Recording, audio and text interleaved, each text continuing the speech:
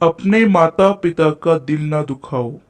शादी के सुहाग सेज पर बैठी एक स्त्री का पति जब भोजन का थाल लेकर अंदर आया तो पूरा कमरा उस स्वादिष्ट भोजन की खुशबू से भर गया। उस स्त्री ने अपने पति से निवेदन किया कि माँ जी को भी यही बुला लेते हैं तो हम तीनों साथ बैठकर भोजन करते हैं। पति ने कहा, छोड़ो उन्हें, वो खाकर सो गई होंगी। आओ हम साथ में भोजन करते हैं। उस स्त्री ने पुनः अपने पति से कहा कि नहीं, मैंने उन्हें खाते हुए नहीं देखा है। तो पति ने जवाब दिया कि क्यों तुम जिद कर रही हो, शादी के कार्यों से थक गई होंगी, इसलिए सो गई होंगी। नींद टूटेगी तो खुद भोजन कर लेगी। तुम आओ, हम प्यार से खाना खाते हैं।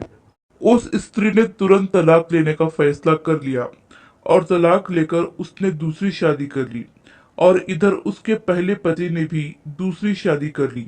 दोनों अलग अलग सुखी घर गृहस्थी बसाकर खुशी खुशी रहने लगे। इधर उस स्त्री के दो बच्चे हुए जो बहुत ही सुशील और आज्ञाकारी थे।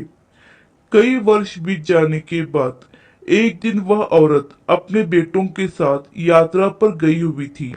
एक जगह तीनों माँ बेटे भोजन के लिए रुके और बेटे भोजन परोसकर माँ से खाने की विनती करने लगे।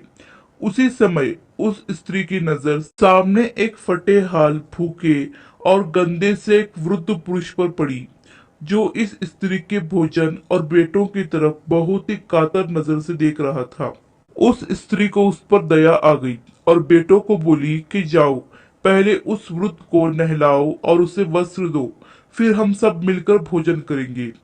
बेटे जब उस वृद्ध को नहलाकर कपड़े पहनाकर उसे उस स्त्री के सामने ले आए तो वह स्त्री आश्चर्यचकित रह गई। वह वृद्ध वही था जिससे उसने शादी की सुहाग रात को ही तलाक ले लिया था। उसने उससे पूछा कि क्या हो गया जो तुम्हारी हालत इतनी दयनीय हो गई। तो उस वृद्ध ने नजर झुका के कहा कि सब कुछ होते हुए भी मेरे बच्चे मुझे भोजन नहीं देते थे, मेरा तिरस्कार करते थे, मुझे घर से बाहर निकाल दिया।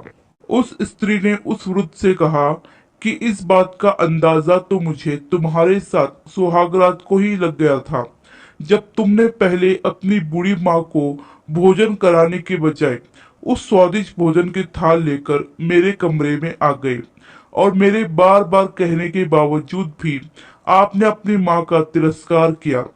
उसी का फल आज आप भोग रहे हैं।